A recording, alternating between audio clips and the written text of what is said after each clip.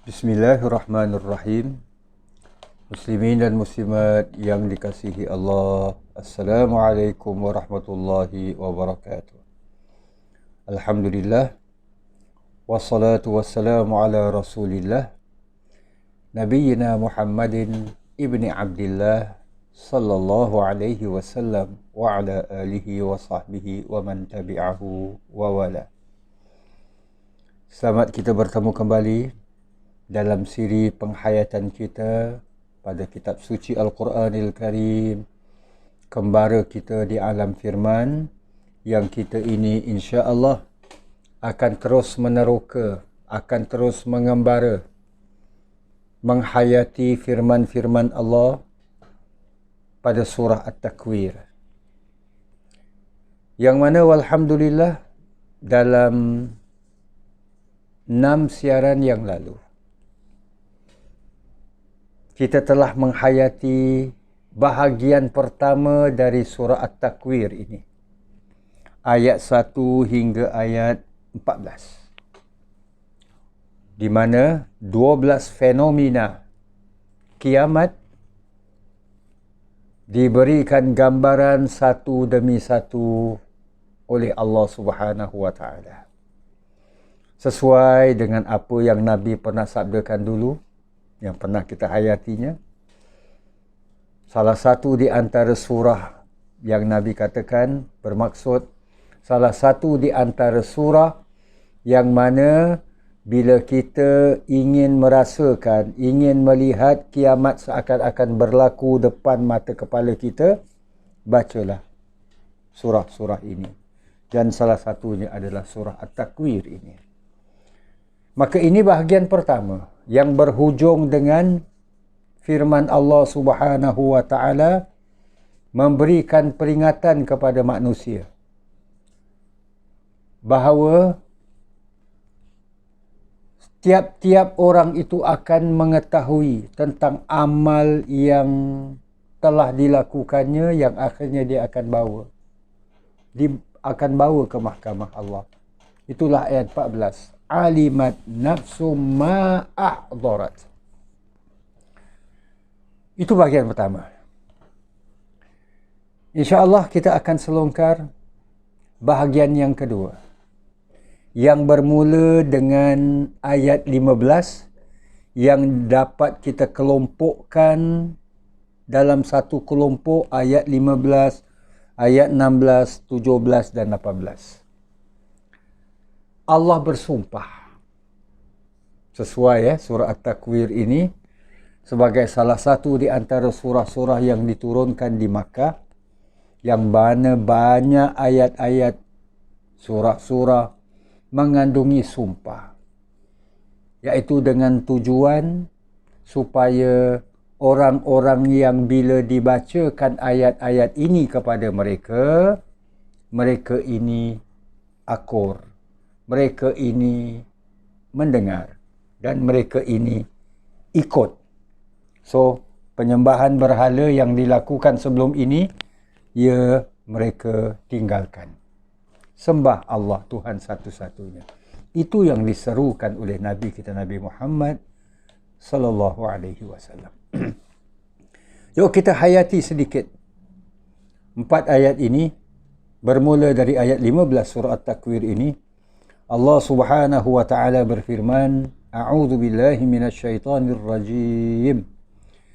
Fala uqsimu bil khunnas. Oleh itu aku bersumpah, kata Allah, aku bersumpah dengan bintang-bintang yang khunnas, tenggelam, timbul. Kejap ada, kejap tak ada. Al-jawaril kunnas, yang al-jawar, yang bergerak, yang beredar, dan juga al-kunnas, maksudnya yang tetap pada tempatnya.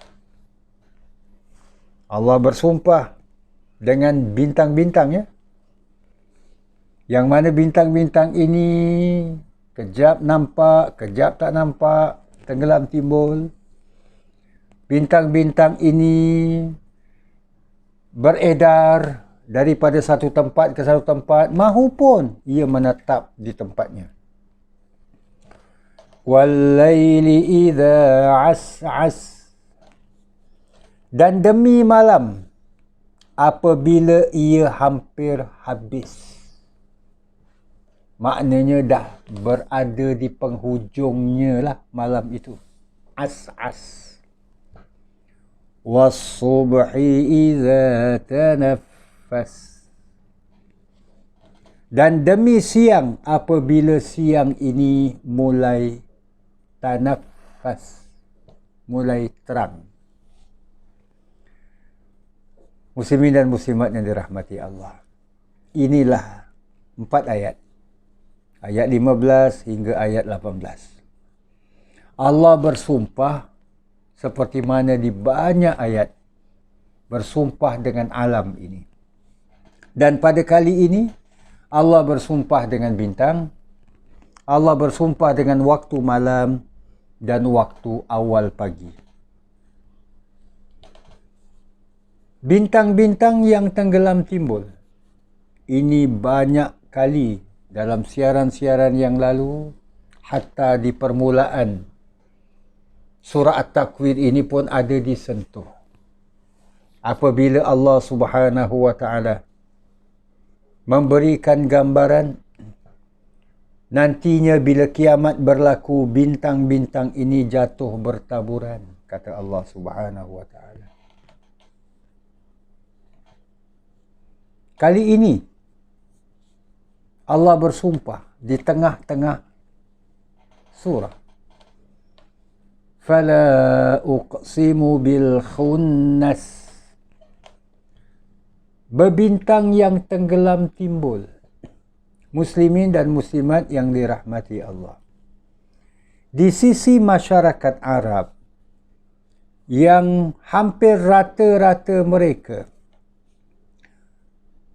memiliki pengetahuan tentang ilmu bintang, astronomi, mereka tahu bahawa bintang-bintang ini tenggelam dan timbul ada sebabnya. Dengan bintang-bintang ini kelihatannya bertaburan di malam hari, siang dia ada, tapi tak nampak. Itu yang seakan-akan tenggelam. Tenggelamkan benda tu ada, tapi tidak kelihatan. Jadi bintang ini ada cuma kerana sinar cahaya matahari yang begitu terang menderang menyebabkan ia seakan-akan bintang-bintang ini tenggelam, tak kelihatan. Bila malam ia muncul, ia timbul. Lihat indahnya susunan bahasa, di mana bintang-bintang ini dia tetap ada, tapi kerana hari yang berubah. Jadi orang-orang musyrikin Quraisy khususnya, orang-orang Makkah umumnya, bahkan orang-orang Arab seluruhnya, mereka menguasai ilmu astronomi. Dan mereka tahu bintang ini tetap ada kat situ. Dia kelihatan berkelip-kelipan pada malam hari. Siangnya dia tetap ada, cuma dia tidak kelihatan. Dan kelip-kelipannya itu pun ada sebab. Ada sebab. Sebab ada yang kadang-kadang menyebabkan dia itu tetap kat situ. Mungkin ada yang melintasinya. Bila ada sesuatu yang melintasinya, kelihatannya dia tak nampak lah. Tapi lepas tu nampak semula. Jadi daripada jauh kelihatan berkelip. Macam kalau ada lampu, bila mana ada yang cahayanya tu bercahaya di blok ataupun dihadang oleh sesuatu, tak kelihatan. Bila hadangan itu berlalu, kelihatan balik. Jadi daripada jauh seakan berkelip-kelip. Jadi muslimin dan muslimat yang dirahmati Allah, Allah bersumpah dengan bintang ini. Bintang yang dikatakan Al-Jawaril Kunnas. Jadi muslimin dan muslimat dirahmati Allah. Akhirnya kita dapati bahawa Al-Quran ni bukan buku astrologi ke, bukan buku-buku yang berkaitan dengan ilmu bintang dan sebagainya. So apa bintang itu, bintang apa? Bila pula dia berkelip-kelip? Bila dia pula kelihatannya tetap kat situ? Apa sebab-sebabnya? Ini semua Al-Quran tak perlu nak perincikan, sebab di sisi orang-orang Arab pengetahuan itu dah ada pada mereka. Jadi bila Nabi SAW bacakan firman Allah Subhanahu wa taala, "Fala uqsimu bil khunnas al-jawaril kunnas." Mereka terpegun dengan apa yang Nabi bacakan, fakta ilmiah apa yang Nabi sampaikan, bahkan susun kata indah daripada Al-Quran itu yang Nabi bacakan. So muslimin dan muslimat yang dirahmati Allah, akhirnya bintang-bintang ini untuk apa ya diciptakan oleh Allah? Dipuja ke, untuk disembah ke, ataupun untuk dinikmati keindahannya, dinikmati dan disyukuri penciptaannya, sehingga dengan adanya bintang-bintang ini kamu setidak-tidaknya lah bila berlayar kamu tidak akan tersimpang ataupun tersesat, tersalah jalan. Ia menjadi suatu, kata orang itu, petanda ataupun petunjuk jalan. Ayat 17 pula, "Wal-laili idza as'as." Dan ayat 18, "Was-subhi idza tanaffas." Gandingan dua ayat ini cukup, Masya Allah. Cantik. Bukan sekadar cantik gandingannya, malah cantik daripada susun katanya. Bahkan lebih indah daripada segi maksud dan maknanya. Wal-laili idza as'as. Kita hayati sedikit, kita selami sedikit makna idza as'as. Memang terjemahannya hampir habis.